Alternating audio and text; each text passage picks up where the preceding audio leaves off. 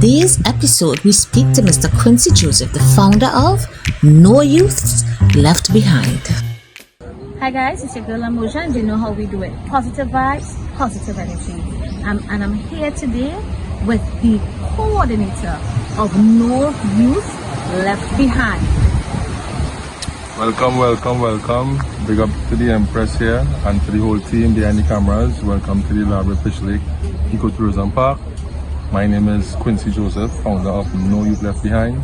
I heard that because of the plan that the No Youth Left Behind Foundation has for the Pitch Lake, you all have done a lot of tourism enhancement to the area, and yet still you all are facing a lot of challenges. Would you like to highlight what you've done thus far and then highlight for us the challenges that you faced? What we're doing here is God's work.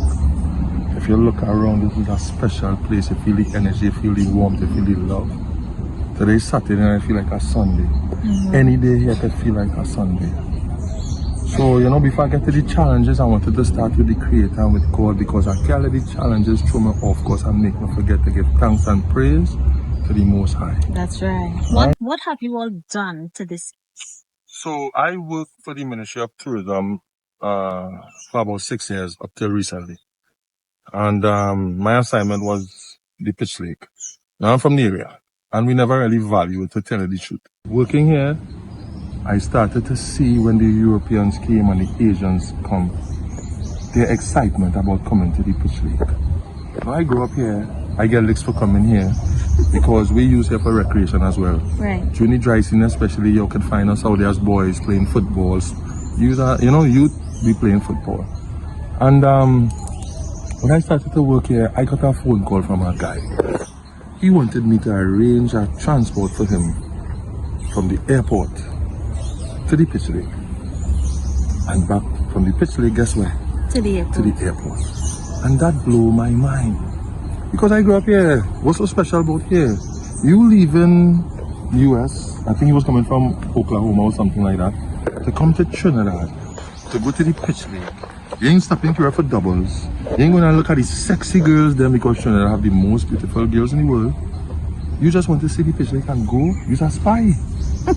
So then I say, well, nah. And I got into my job and I realized the beauty. So if you pan the camera, you see development. You see that there's somebody here. Cleaning. Right. Maintenance. Before here, it was like a cane field.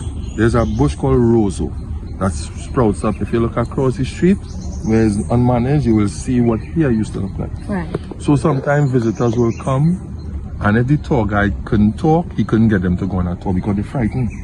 It come like you're going for a tour to a cane field. So during the pandemic, we had to social distance. So No Youth Left Behind was registered in 2012. And we used to use football to teach life skills. So football was the beat. But during the pandemic, you can't play football. Everything shut down. Right. And a day, I work in here, I still had to come to work. And one of my youths was like, Coach, man, we could plant, because we had just started learning about agriculture. The 17 Sustainable Development Goals and whatnot. And they say, we could plant and social distance. And that just... So, within the capacity of my job, because I'll be so real, the person that was doing my job before, respect manners, but it was real challenging. And the attitude and the culture here is, we are beautiful people, loving people, but we unruly. For real, unruly. Especially in this part of Library. This part of Library will be considered by many as an undesirous place to send your children to go to the shop then. Okay. Right? But it's a beautiful place. Right?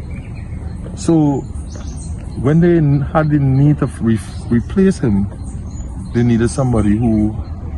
So they sent for me, they asked me to take the job, and I worked with them, and I must say the tour guide at the time was willing. But to be quite honest,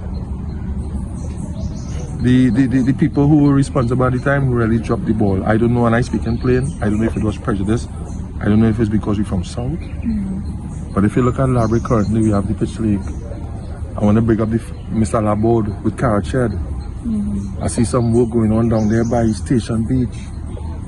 We have Vestini Beach, which has one of the best facility, which is under the ministry. But we have 4 sweet places to attract families, to attract tourists, to attract sportsmen when they come.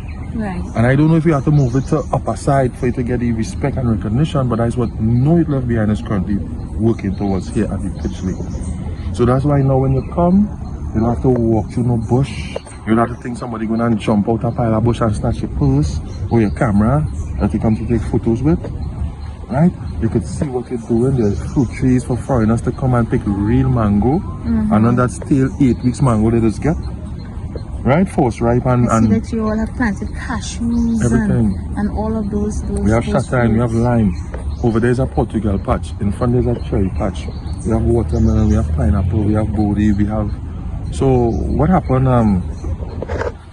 Using my vision and the powers as the ministry liaison, you know, I said to the team, we're gonna cut down that bush because behind us, when you sit down in the visitor center, you cannot see the pitch lake because it's only bush. Right. And I used to hear like the elders who couldn't go on at all say, well, you know, I can't sit down here and I can't see the pitch lake. So with that now I utilized that. We went to the MP at the time, the former Minister of Energy, Ms. Nicole Oliver. We had the permission of Lake Asphalt, and I still have to give kudos to Lake Asphalt. They have been supporting us from since 2012. Right. And we did a kind of reforestation initiative where we cut the bushes right there and plants started to plant.